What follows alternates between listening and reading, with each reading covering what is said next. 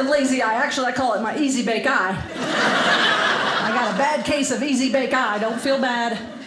I think there's a reason. You know, there's always a reason. I have prayed to God, why do I have a lazy eye? You know, and I think it's so, I don't know when I'm around shallow people. I don't know if that's it, or I get to park myself. I'm there, get out. Tell me if you think this would be funny. If I prayed to God to fix my lazy eye, and God said, I don't know, are you talking to me, or... Is that a keeper? Oh, God, I have to pray like this.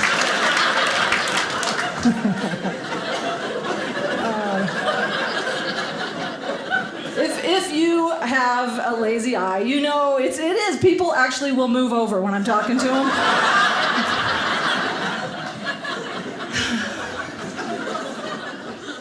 But it does make you kind of funny. So that's the silver lining. Actually, I say every cloud has a silly lining. I'm writing a book about like kind of tragic, funny stories just to demonstrate that. I go around talking about humor and why we actually need it. I don't know if a lot of people know this. It's a basic human need. I actually have a history as a registered nurse. And thank you, one person. No, you don't have to clap for that, but yes. Are you a nurse also? With a wiener dog? What are the odds? What are the odds?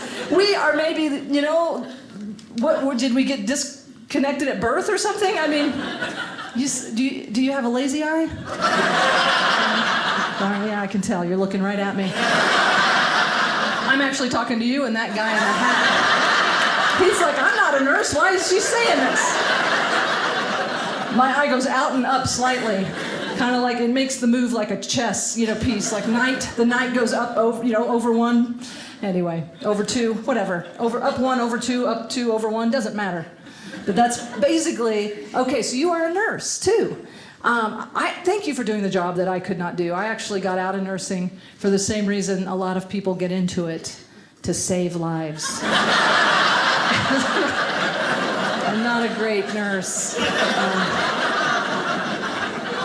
I didn't want to really be a nurse. My mom tricked me. That's another story. So that's how that works. Is your mom a nurse? No, because that happens. Is your dad an alcoholic? He's right there. He's like, no.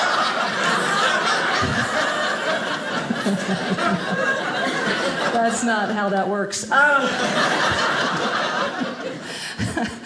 Sometimes you go into nursing because your mom's a nurse, your dad's an alcoholic, because there's something about being codependent. A lot of us, I come from 5 generations of nurses. That's a lot of codependency. If you know about codependency, we have a little trouble having our own feelings. We have other people's feelings for them. And I actually have pendants that I sometimes sell. They're called codependents. And on one side, they say, I honor myself. Because that's what we need to learn to do in life, is honor ourselves. And on the other side, if you don't mind. Again, first draft. But thank you for doing that job. My mom, she never told me to be a nurse. I would have argued. Again, it was through the gifts and toys, how we program our kids. I give my son Legos. He wants to be an engineer. My mother gave me dolls, but not the normal dolls that wet and cried. I got a doll that choked and then fainted. I don't know if you had Recessa Annie. Did she ever bring home a Recessa?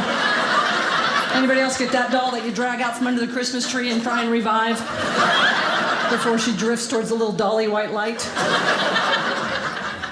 I'm still doing CPR from 1983, by the way. I'm not learning the new stuff. It's just too hard. Unlearning is the hardest thing we do. I'm still doing the neck tilt 5 to 1. Come on. It's good enough. You get the knockoff doll at Walmart, the Heidi Heimlich maneuver. Chicken bones sold separately.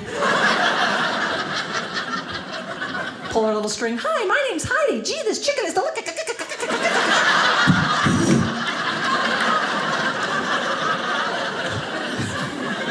Watch out. A lot of dolls do drift towards the dolly white light, which turns out is the light from the Easy Bake Oven. Who left that on this whole time? Somebody left it on. I loved being a nurse. One of my favorite jobs, I did hospice nursing, and that's actually how I ended up doing stand-up comedy, because I witnessed people going through death and dying, and I know this is not a great comedy subject, but But it's a part of life, you know? And life is short and life is beautiful, and do what you love. And that's what I learned from these people. The gift they gave me when I saw people dying with peace was that they had lived their dreams. They had honored their hearts. And I always wanted to do stand-up since I was very, very little, since I was born cross-eyed. I always wanted to, because people laughed at me. I might as well make money at it. So that's the gift I got from doing hospice nursing. And I wasn't really meant to be a nurse. I mean, it's all about them. Have you noticed that in nursing? Obviously, I like attention from strangers. When you're on the floor, it's like, oh, my arm is broken, my chest is hurting, my cervix is dilating, me.